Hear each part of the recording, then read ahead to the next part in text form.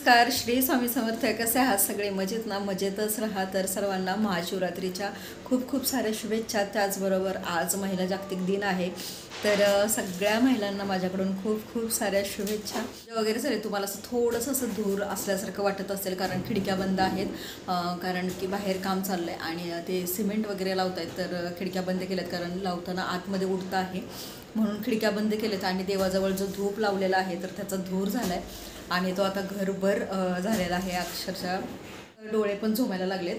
आणि बेडरूमच्या आणि किचनची खिडकी उघडी आहे, पण इथली बंद केली आणि धूर खूप असा तुम्हाला असं जाणवत असेल थोडंसं धुरकट झाल्यासारखं. तर तुम्हाला मी पूजा पण दाखवते.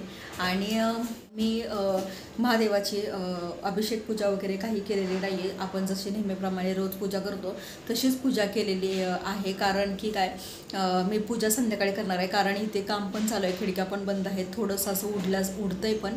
मी आत्ताच पूजा नाही केली अभिषेक पूजा, तर जस्ट पूजा फक्त केली की आपण रोज पूजा करतो तशी. संध्याकाळी प्रदोषकाळी महादेवाची अभिषेकची पूजा करणार आहे आणि रुद्राभिषेक करणार आहे, तर तो संध्याकाळी करेन.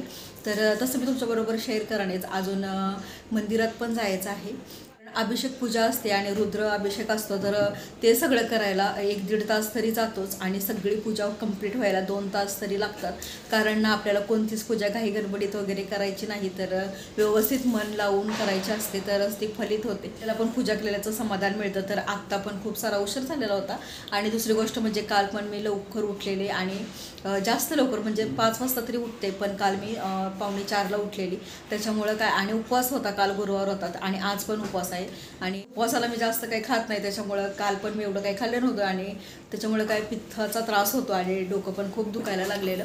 तर आणि जास्त झोप पण भेटलेली नव्हती, त्याच्यामुळं मला काल डोकं दुखत होतं, पण काल खूप जास्त दुखत होतं, पण आत्ता पण थोडंसं असं दुखतं आहे. पण नाही एवढं वाटत आहे मला. तर आणि इकडे बाहेर काम पण चालू आहे, इथेच चालू आहे आणि खिडकीवर भरपूर असं सिमेंट उडले. तर मग म्हटलं की नको, एखाद्या वेळेस इथेच मला पूजा मांडायची आहे आणि सिमेंट वगैरे उडलं तर म्हणून मी फक्त पूजा केली. आता रुद्राभिषेक मी संध्याकाळी प्रदोषकाळीच करणार.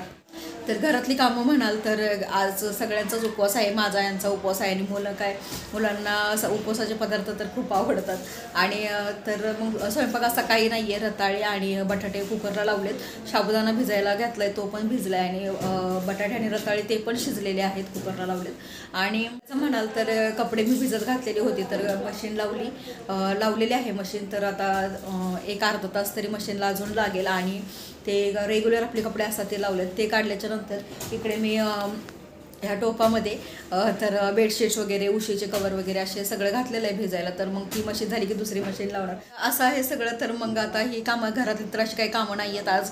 आणि आत्ता मी ते बसले, तर वाटाण्याच्या शेंगा आणलेल्या, ओल्या वाटाण्याच्या, तर त्या मला सोलून सगळ्या ठेवायच्यात. म्हणजे काय, मटार वगैरे काढून ठेवले तर मग त्याचा जास्त दिवस टिकतात पण, डब्यात भरून ठेवले की. आणि मग ते करणार. आणि कोथिंबीरची जुडी आहे, तर ती पण निवडून वगैरे व्यवस्थित ठेवते, म्हणजे कोथिंबीर पण व्यवस्थित राहते. तर म्हटलं की चला आता काही कामच नाही, तर आता हे सगळं करून घेते. आणि मग संध्याकाळी परत आपल्याला अभिषेक वगैरे करायचंच आहे, तर तिकडे मग खूप जास्त टाईम जाणार. तर म्हणून आत्ता काही कामं नाही, तर ही म्हटलं हाताशी कामं निघून जातील. आणि कांदे वगैरे आणले तर ते पण ओतून वगैरे ठेवायचे आहेत. तर अशी छोटी मोठी कामं आहेत. आता हे सोलून वगैरे घेते शेंगा आणि कोथिंबीर खुडून घेते आणि तुम्हाला पूजा पण दाखवते. तर चला.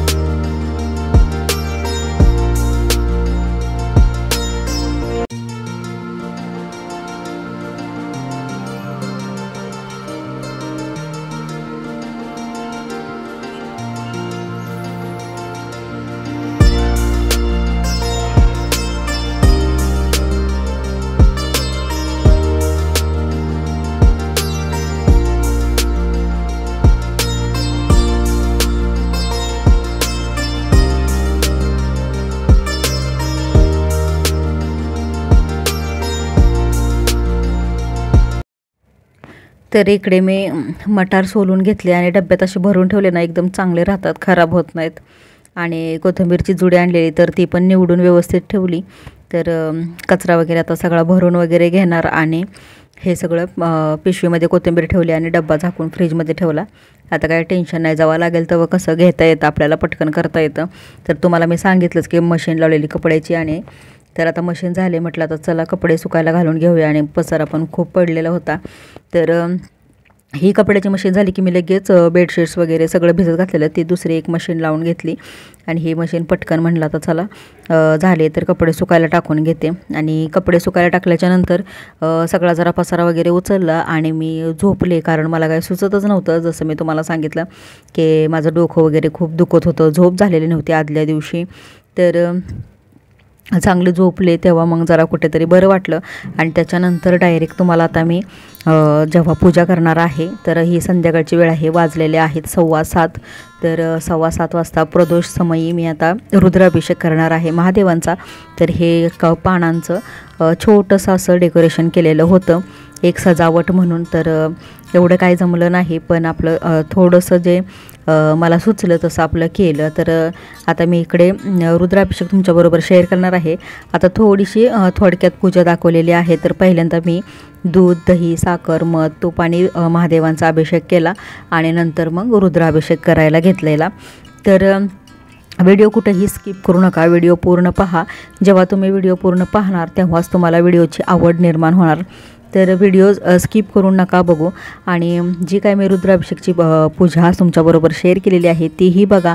आणि नवीन असाल तर चॅनलला सबस्क्राईब करायला अजिबात विसरू नका. सबस्क्राईब करा, बाजूला बेल आयकॉन असते तीही प्रेस करा, ऑल ऑप्शनवरती क्लिक करा, म्हणजे व्हिडिओच्या नोटिफिकेशन्स तुम्हाला येत राहतील. आणि आपले व्हिडिओ जास्तीत जास्त शेअर करा आणि लाईक करा, कमेंट करा. तर इकडे आता मी सगळा अभिषेक करून घेतला. दही, दूध, तूप आणि मध वगैरे 5 पदार्थांनी आपल्याला अभिषेक करायचा असतो. आणि नंतर पाणी घालून पाण्यानेही अभिषेक करायचा. पण सगळ्यात पहिल्यांदा आपल्याला पाणी घालायचं असतं, नंतर दुधापासून सुरुवात करायची आणि परत शेवटी पाणी घालायचं.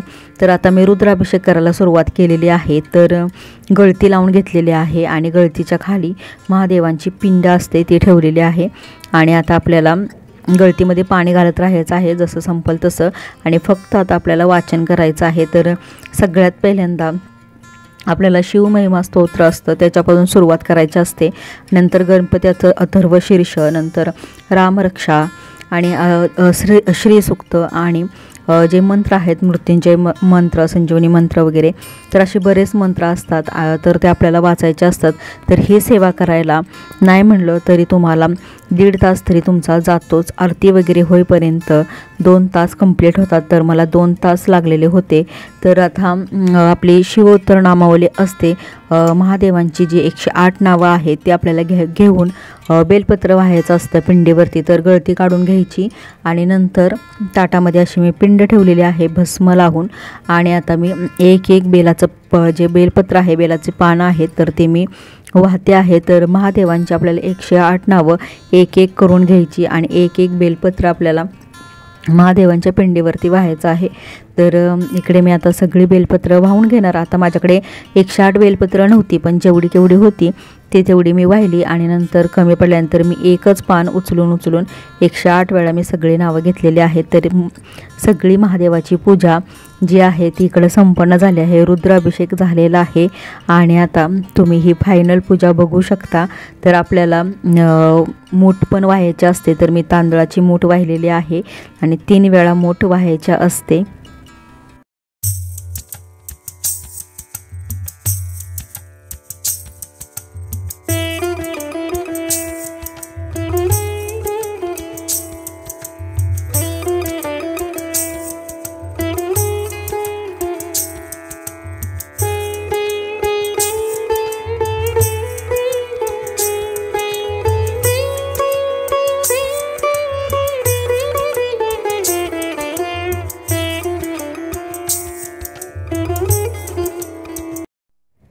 तर तुम्हाला कसा वाटला रुद्राभिषेक? जी काय मी तुमच्याबरोबर थोडक्यात पूजा शेअर केली, जास्त शेअर केलेली नाही, थोडक्यातच शेअर केली. पण तुम्हाला कशी वाटली मला सांगायला अजिबात विसरू नका. आणि सकाळी मी दूध आणि रताळे खाल्लेले आम्ही उपवासामध्ये. आणि आत्ता रात्रीच्या वेळेस साबुदाण्याची खिचडी आणि दही आहे। तर हा छोटासा व्हिडिओ तुम्हाला कसा वाटला आणि थोडक्यात दिलेली माहिती कशी वाटली ते मला नक्की सांगा। उद्या पुन्हा तुम्हाला परत भेटेन, तोपर्यंत सर्वांना श्री स्वामी समर्थ। बाय बाय, काळजी घ्या।